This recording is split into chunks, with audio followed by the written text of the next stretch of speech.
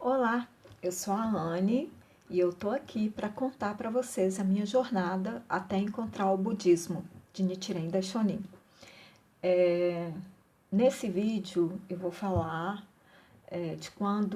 da minha infância, quando eu praticava o catolicismo, né? Porque a minha família é toda católica, eu nasci numa família católica, praticante, o que eu considero até um excesso de prática. A minha mãe é bem fanática, religiosa, na minha percepção, né? Então eu vou contar para vocês, esse é o vídeo 1 da minha etapa, como eu cheguei ao budismo de Nichiren Daishonin. Bom, eu nasci numa cidade, nasci não, eu nasci na capital, mas eu só fui lá nascer mesmo. Eu morava numa cidade muito pequena, chamada Pedra Azul, no interior de Minas Gerais. E era uma cidade pequena, com pessoas muito católicas, como acontece em todo o interior, né, de Minas. Era uma sociedade muito católica e muito tradicional. Eu era uma criança muito sensível e sensitiva. Então eu via coisas, eu tinha uma percepção diferente. E naquela época não tinha psicólogo na cidade, psicólogo também era coisa de doido, né, gente? Naquela época. Então, a forma que meus pais, né, principalmente minha mãe, que é mais dominadora, né, uma mulher muito forte, achou para lidar com com essas esquisitices, né, era ignorar ou fazer um pouco de chacota de mim, né? Porque eu acabei tendo muito medo, eu tinha muito medo, porque eu não entendia o que acontecia comigo. Então eu via coisas, principalmente à noite. Eu dormia, eu tinha catalepsia, sabe? Quando você fica toda paralisada, de terror, era terror. Você não consegue gritar, você não consegue mexer um músculo.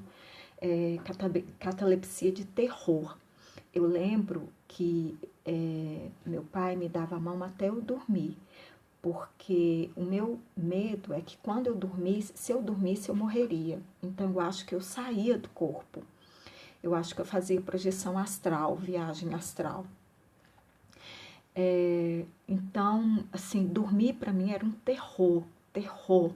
Eu lembro que uma vez uma pessoa me perguntou, estava conversando, seu maior sonho e tal, eu era criança, eu falei, meu maior sonho é casar, para não ter que dormir sozinha, né? E a pessoa ficou horrorizada, tipo, cara, criança não sabe de nada, né? E eu não falei que era para não dormir sozinha, mas eu lembro, dessa vez estava num tanque, assim, lá de casa, de lavar roupa, né? Tava fazendo umas coisas lá e eu pequena, e surgiu esse papo e eu falei, meu maior sonho é casar. Bom, então, a minha infância foi essa, eu tinha um terror de dormir. E assim, eu era chacota, sabe? Porque na ignorância, né? Na minha mãe, ela achou que se ela contasse para os meus amigos, para a família, para todo mundo que eu era medrosa, eu ia ficar com vergonha e parar de ser medrosa. Só que não era bem assim que funcionava, né? Então, eu continuava com medo, porque não era um medo de graça, né? Gratuito. Eu sentia vergonha, eu sentia um pouco de pecadora, porque eu tinha que rezar à noite. Você tem que rezar. Você faz. Isso acontece porque você não reza. Na realidade, não era isso. Eu lembro também. Eu lembro de muita coisa que não vem ao caso, tá? Naquela época, o espiritismo, né, era tido como uma certa magia negra, uma certa macumba. Então tinha muito preconceito em relação a isso. E, e assim, minha mãe, meus pais se preocupavam muito com o que os outros iam pensar, com o que a sociedade ia pensar.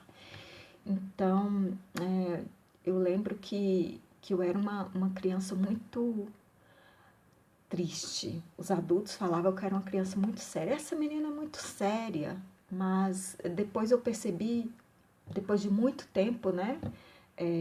Foi uma budista que falou comigo, depois eu conto essa história, que eu não era uma criança séria, eu era uma criança triste, muito triste. E eu lembro disso, eu lembro de muita coisa, assim, flash, sabe? E isso, assim, me causou um trauma enorme. Bom, eu ia à missa, né? A gente era uma família católica praticante, muito praticante. Eu ia na missa, eu me sentia muito leve quando eu saía da missa. Eu conversava com Deus. Então, eu tive toda essa formação católica, né? De rezar em casa, de ter grupo de oração, de ter terço, essas coisas todas que fazem parte do mundo católico. Aí chegou a época de fazer a primeira comunhão. Eu estava na quinta série, então eu deveria ter quarta série, em torno de 10 anos, né, de idade. E aí, gente, antes de fazer a primeira comunhão, né, você tem que confessar com o padre. E aí eu lembro como hoje, né, eu sentada lá no banco da frente, né, era um banco, eu sentava com o padre. E aí ele começou a pegar, fazer isso aqui, ó, com o meu sutiã, enquanto ele conversava comigo, né, com o braço em mim e com a mão atrás fazendo isso aqui. Eu fiquei paralisada, né, mas assim, é a autoridade máxima, tipo um santo pra gente, né.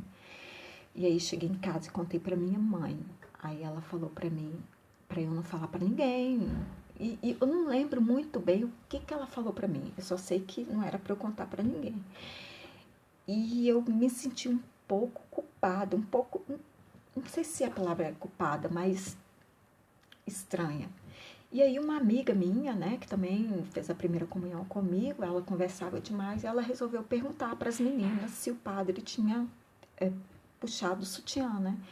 E ele tinha puxado o sutiã de todas. Então eu descobri que o problema não era eu, entendeu?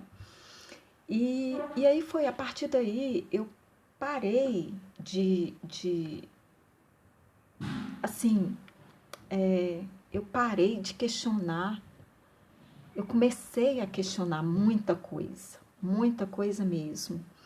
E assim, eu ia na missa, ainda me sentia leve, mas eu também me senti um pouco pecadora. Não sei se é essa a palavra. Tinha alguma coisa estranha, entendeu? Que as coisas não se encaixavam mais. Eu não tinha mais aquela. Eu já estava na pré-adolescência, eu comecei a questionar muita coisa, eu comecei a ser uma adolescente rebelde, não aceitar mais o controle que minha mãe exercia sobre mim, principalmente em relação à religião. Então eu comecei. Foi uma fase muito estranha. Bom, essa é a parte católica da história, e a partir daí que eu comecei a questionar as coisas. Quando eu fiz 14 anos, eu mudei para uma cidade maior para estudar e comecei a morar com a minha avó, que também era católica, mas minha avó era uma pessoa com a cabeça mais aberta. E aí que eu comecei a ter uma certa independência, tipo, já comecei a não ir na missa todo domingo. E se eu não fosse na missa todo domingo, tinha um castigo, sabe? Lá em casa era isso. Tipo, se acontecesse alguma coisa, se eu ficasse conversando na missa, ou se eu saísse, né, no meio da missa, ficasse na pracinha, tinha castigo lá em casa. Quando eu mudei para a cidade grande, esse controle saiu um pouco das mãos da minha mãe, sabe? Então foi aí que eu comecei a descobrir outras coisas e comecei minha fase espiritualista, né? Que eu vou falar no próximo vídeo. Bom, é isso, minha caminhada até o budismo. Esse foi o primeiro vídeo. Espero que ajude vocês a entenderem um pouco do meu processo. E é isso. Beijo, gente.